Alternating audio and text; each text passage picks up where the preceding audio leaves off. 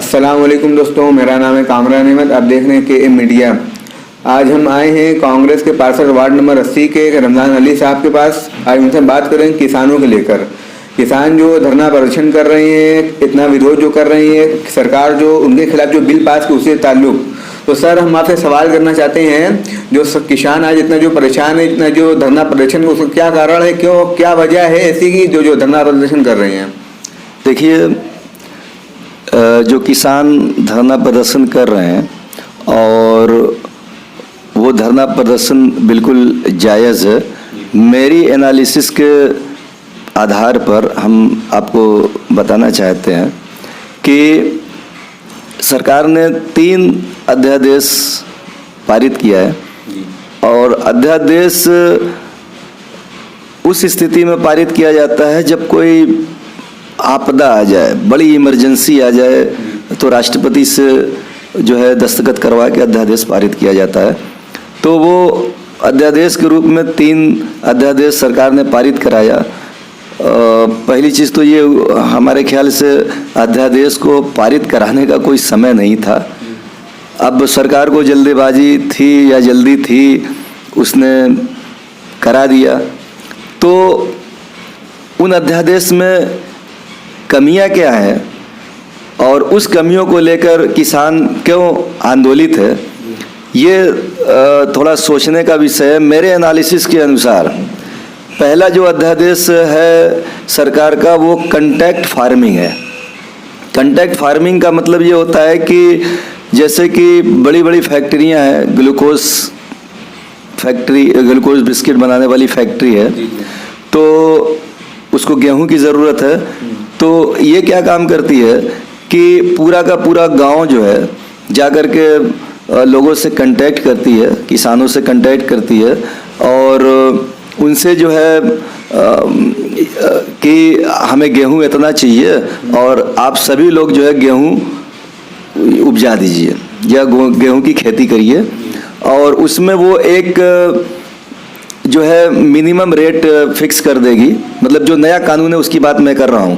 वो कंपनी किसानों के साथ डील करेगी और डील करने के बाद जो है, मान लीजिए गेहूं है या आलू है, तो उसका एक मिनिमम रेट फिक्स कर देगी कि हम आपको इतना देंगे, आप हमें इतना गेहूं दे दीजिएगा। किसान तैयार हो गया। मान लीजिए कि 25 रुपये किलो गेहूं कंपनी ने कहा और वो किसान तैयार हो गया कि हम 25 रुपया देंगे। तो अब जो है गेहूं का रेट जब तैयार हो जाएगा, गेहूं जब कटाई हो जाएगी, तो गेहूं का रेट उस समय 50 रुपया भी हो सकता है, लेकिन किसान को कितना मिलेगा? 25 रुपया। लेकिन इसमें एक जो है डिमेरिट ये है कि किसान उस समय गेहूं का रेट 15 रुपया भी हो सकता है। लेकिन इस समय जब 15 रुपया होगा मार्केट में, तो गेहूं का रेट किसान को कॉन्ट्रैक्ट फार्मिंग से ये फायदा है कि अगर मार्केट का रेट घटता है तो किसान को फायदा होगा कि हमने तो 25 का तय किया तो हमको 25 का मिलेगा। लेकिन मार्केट का अगर रेट बढ़ गया, 50 हो गया, तो इसको मिलेगा 25। तो ये खामियां है, ये जो है खामियां है। और दूसरा जो है ये खामी है कि मतलब अगर मार्केट में ज़्यादा दाम है तो हमने कॉन्ट्रैक्ट कर लिया, हमारी मजबूरी है कि हमें उस कंपनी को ही देना है, ग्लूकोज कंपनी को ही देना है। या लेस बनाने वाली जो फैक्ट्री है, उसको आलू उसको उस हमने तय कर लिया तो उसको देना है, चाहे कम में तय किए तो कम में देना है और अगर ज़्यादा में तय किए तो ज़्यादा में देना है। तो ये एक कमियाँ है। दूसरी, सरकार कह रही है कि हम MSP मतलब मिनिमम सपोर्ट प्राइस तो रखेंगे ही रखेंगे, लेकिन उसके अलावा अगर किसान चाहे तो उसको अगर कहीं ज़्यादा रेट मिलता है तो वो किसी भी जो है स्टेट में जाकर के बेच सकता है। तो अब MSP, मान लीजिए कि सरकार ने MSP गेहूं का 25 रुपया तय कर लिया कि हम 25 रुपया किलो गेहूं हम MSP जो है मिनिमम सपोर्ट प्राइस हम तय कर दिए। अब होता क्या है कि किसान गेहूं उपजाया, कटाई किया, अब FCI में वो जो है उसको सरकार उसको खरीदती है। अब उसके बाद क्या हुआ कि जब गेहूं बेचने के लिए FCI में वो किसान गया तो वहाँ पे अधिकारी कहेंगे कि हमारे पास जगह नहीं है, अब जगह नहीं है या भंडार करने की क्षमता नहीं है तो वो गेहूं नहीं लेगा।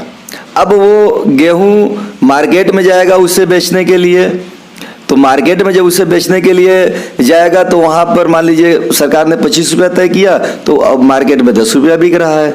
तो ये अधिकारी क्या काम करेंगे कि वहाँ से 12 रुपये में खरीद लेंगे, मार्केट से 12 रुपये में खरीद लेंगे और अपने भंडार में FCI में उसको 25 रुपये में दे देंगे। तो वो जो अधिकारी है उसको घर बैठे बैठे 13 रुपये का फायदा हो जा रहा है। मतलब अपने कुर्सी पे बैठे बैठे उसको तनख्वाह भी मिल रही है और बैठे बैठे उसको जो है 13 रुपये का फायदा हो जा रहा है। किसान का क्या हुआ?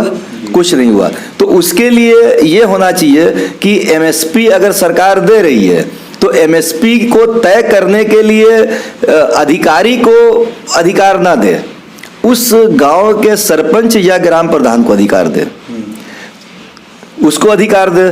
तब वो जो है वो जाकर के वो अपने जो ग्राम प्रधान होगा या सरपंच होगा वो क्या होगा कि वो अपने वोटर को देखेगा, अपना वोट बैंक देखेगा।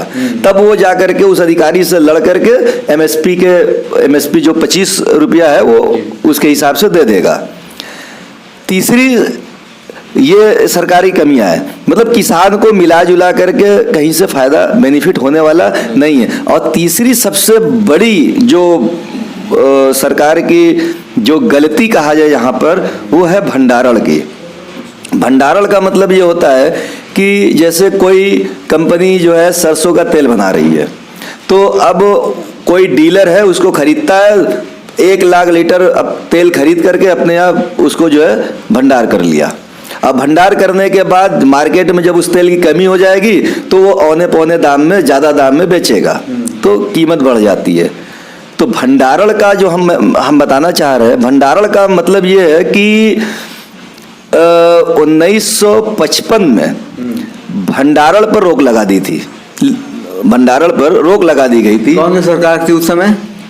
भाई वो तो जवाहरलाल नेहरू जी प्रधानमंत्री थे और कांग्रेस की सरकार थी। तो भंडारण करने पर जो है सरकार ने रोक लगा दिया कि कोई भंडारण नहीं करेगा और अगर भंडारण करेगा तो वो कल के डेट में वो जेल में होगा। लेकिन जो ये विधेयक 2020 में भारतीय जनता पार्टी सरकार लाई है उसमें भंडारण पर रोक हटा ली। अब आप भंडारण कर सकते हैं। यानी 1955 से जो चल रहा था अब आकर 2020 में वो खत्म हुआ, आपके कहने के हिसाब से ना? नहीं, भंडारण जैसे कि कोई आदमी अपने घर में अपने पैसे का दुरुपयोग करते हुए किसी चीज का भंडार कर ले और उसे मार्केट में ना भेजे, उस भंडारण को 1955 में कांग्रेस सरकार ने खत्म कर दिया था कि अगर कोई उसका भंडारण करता है, अपने गोदाम में काला बाजारी करता है तो कल के डेट में वो जेल में रहेगा। लेकिन 2020 का जो कृषि का नया कानून बीजेपी सरकार ने बनाया वो भंडारण से रोक हटा लिया। अब कोई भी अपने घर में भंडारण कर सकता है, यानी काला बाजारी कर सकता है। ये सबसे गलत काम हुआ है। अब जो है मान लीजिए किसान को ज़रूरत है पैसे की तो पूंजीपति जाएगा और पूंजीपति जाने के बाद उससे औने पौने दाम में गेहूं, आलू, तेल, जो भी दाल जो भी खरीदना है खरीदेगा और खरीदने के बाद वो क्या काम करेगा, अपने यहाँ स्टोर कर लेगा और जब मार्केट में डिमांड होगी तो उस डिमांड के हिसाब से वो क्या काम करेगा कि दाम बढ़ा करके बेचेगा। ये 1955 में जो रोक लगाई गई थी कि कोई भंडारण या काला बाजारी नहीं करेगा, वो चीज़ यहाँ पर भारतीय जनता पार्टी सरकार ने लागू कर दिया कि अब कोई भी भंडारण कर सकता है इसका। तो किसानों की इसमें मांग क्या है, मतलब भंडारा हटाया जाए या फिर किसान की मांग क्या है? ये जो 3 चीज़ें हमने बताया कि एक तो कंट्रैक्ट फार्मिंग, तो कंट्रैक्ट फार्मिंग में जो है फायदा भी हो सकता है, नुकसान भी हो सकता है। MSP वाली बात जहाँ तक है तो MSP जो मिनिमम सपोर्ट प्राइस है उस मिनिमम सपोर्ट प्राइस को MRP में कन्वर्ट कर दिया जाए। एमआरपी में कन्वर्ट कर दिया जाए। एमएसपी का मतलब ये होता है कि हमने 25 फिक्स कर दिया तो वो सरकार ने फिक्स किया तो सरकार 25 की लेगी, लेकिन जो है पब्लिक या कोई डीलर या कोई व्यापारी वो 25 में नहीं लेगा, उसकी मजबूरी नहीं है, वो डिमांड के हिसाब से कम बढ़ती कर लेगा। 25 से भी ज़्यादा ले सकता है तो फायदा हो जाएगा किसान का, कम भी कर सकता है। लेकिन जब एमआरपी कर दिया जाएगा तो एमआरपी में क्या होगा कि जैसे कि एक टूथपेस्ट हम खरीदने जाते हैं तो उस पर एमआरपी लिखा होता है, मैक्सिमम रिटेल प्राइस, हमें उतना पैसा देना ही देना है। तो एमआरपी एमएसपी की जगह पे एमआरपी जब कर दिया जाएगा तो मजबूरी हो जाएगी उस व्यापारी की कि किसान जो एमआरपी सरकार ने फिक्स किया है उसी एमआरपी पे एक आम पब्लिक भी खरीद सकता है और एक व्यापारी भी खरीदेगा। तो एमएसपी की जगह एमआरपी कर दिया जाए। और ये भंडारण वाला जो मामला है इसको बिल्कुल खत्म कर दिया जाना चाहिए, क्योंकि इससे किसान जो है बिल्कुल कमज़ोर हो जाएगा। और एक चीज़ इसमें हम चाहे कांग्रेस की सरकार हो, चाहे जनता पार्टी की सरकार हो, चाहे बीजेपी की सरकार हो, मैं ये बताना चाहता हूँ, सबको मैं आड़े हाथों लेना चाहता हूँ कि आज़ादी से अब तक की अगर बात किया जाए तो किसान की जो इनकम है सिर्फ 21 गुना बढ़ी है। और अगर हम सर्विसमैन की बात करें तो उसकी इनकम 200 गुना बढ़ी है। तो खाना हमें कौन देता है? हमारा अन्नदाता किसान है, उसकी इनकम 21 गुना, और जो हमारी नौकरी करता है वो उसकी इनकम 200 गुना बढ़ जाए। तो किसानों का किसी सरकार ने ख्याल नहीं किया है और इसीलिए किसान जो है आत्महत्या करता है। और हम सरकार से डिमांड करते हैं, सरकार से मेरी मांग है कि किसान के हित में एक बढ़िया कानून लाए ताकि उसकी इनकम बढ़े और किसान आत्महत्या करने के लिए मजबूर ना हो। शुक्रिया सर, आपसे बात कर हमें खुशी हुई। ये थे कांग्रेस के पार्षद वार्ड नंबर 80 के रमजान अली साहब, इनसे हम आज बात कर रहे थे किसान को लेकर।